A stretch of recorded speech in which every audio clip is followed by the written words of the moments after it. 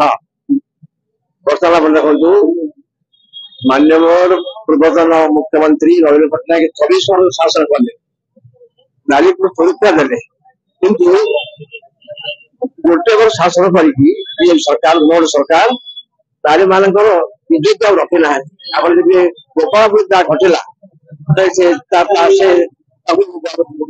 ଗଛରେ ବାନ୍ଧିକି ଦୁଷ୍କର୍ମ କଲେ, ଆପଣ ଯଦି ପ୍ରେସିଡେଣ୍ଟ ଅଫ ଆମେରିକା ସେ ମଧ୍ୟ କହିଲେ ଯେ ପଲିଗ୍ରାମ ସହିତ ଏଟା ତୁଳନୀୟ, ଘୋର ନିନ୍ଦାର ବିଷୟ। ଆପଣ ଦେଖିବେ ଯେ ପ୍ରତିଦିନ ନାରୀ ଦୁଷ୍କର୍ମ ସମ୍ମୁଖୀନ ହଉଛି, ଆଉ ବିଶେଷତଃ ନାବାଳିକା ମାନଙ୍କୁ ହତ୍ୟା କରାହଉଛି।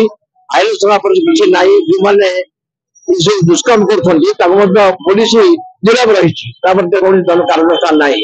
ସେଇଥିପାଇଁ ଆମର ଆଜି ସମଗ୍ର ଓଡିଶାରେ ଯୁବ ଛାତ୍ର ମିଳିକି କଲେଜ ଭାଗରେ ବିକ୍ଷୋଭ କରାହଉଛି ଯେ ଶୀଘ୍ର ମୋଦି ସରକାର ଇସ୍ତାହା ଦିଅନ୍ତୁ, ତାର ଜବାବ ଦିଅନ୍ତୁ। କାହିଁକି ନା ଏକ ମାସ ଭିତରେ ପୋଲିସର ନିଷ୍କ୍ରିୟ ହୋଇଯାଇଛି, କୌଣସି ଦଣ୍ଡ ନାହିଁ, କିଛି ନାହିଁ। ପ୍ରତିଦିନ ଆପଣ ଦେଖିଲେ ଖବର କାଗଜ ଦିନକୁ ପ୍ରାୟ 10-15ଟା ମଧ୍ୟ ଦୁଷ୍କର୍ମ ବାହାରୁଛି। ତାର ପ୍ରତିବାଦ କରି ଆଜି କଲେଜ ଆଗରେ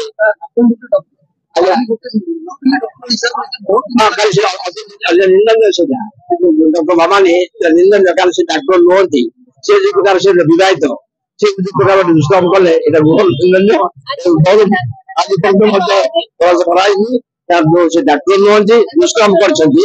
କିନ୍ତୁ ଏଇଭଳିଆ ବର୍ତ୍ତମାନ ଦେଖନ୍ତୁ ଯୋଉମାନେ ଦୋଷ କରୁଛନ୍ତି ଖସି ଯାଉଛନ୍ତି, ବିଚାର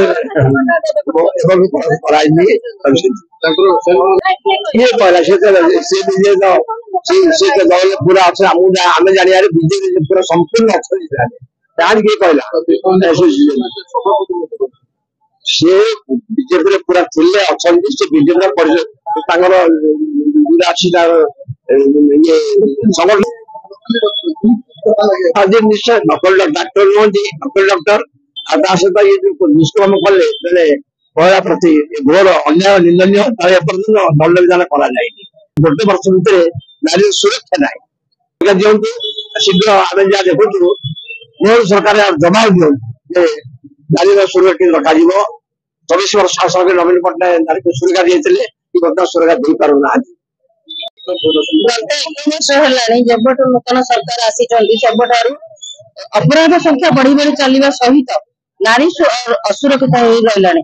ସେ କେବଳ ମହିଳା ମାନେ, କେବଳ ବଡ ମଣିଷ ନୁହେଁ, ଛୋଟ ଛୋଟ ପିଲାମାନଠୁ ଆରମ୍ଭ କରି ବିଶେଷ କରିକି ଝିଅ ମାନେ ବେଶୀ ଆ ଭିତରେ ଶିକାର ହଉଛନ୍ତି। ଏବଂ ଆଉ ଆପଣ ଦେଖୁଥିବେ ଯେ ଯେତେବେଳେ ଆମେ ଯେକୌଣସି ଜାଗାକୁ ଯାଉଛୁ, ପୋଲିସ କେବଳ ଆରେଷ୍ଟ ସହିତ ସୀମିତ ରଖୁଛି।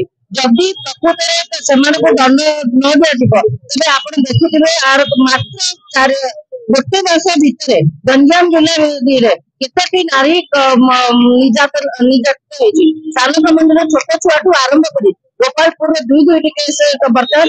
ଆଜି ଅତ୍ୟନ୍ତ ଲଜ୍ଜାକର ବିଷୟ, ଗତକାଲି ଆପଣ ଦେଖିଥିବେ ଯୋଉମାନେ ନାରୀ ସୁରକ୍ଷା କଥା କହିକି ସରକାରକୁ ଆସିଥିଲେ, ତାଙ୍କର ଗୋଟେ ନାମଜାଦା ଲିଡର ଯାକୁ କହୁଛନ୍ତି ଲିଡର, ସିଏ ନାବାଳିକା ନିର୍ଯାତନାର ମାନେ ଅଛନ୍ତି। ଆଠୁ ଲଜ୍ଜାକର ବିଷୟ କିଛି ନାହିଁ।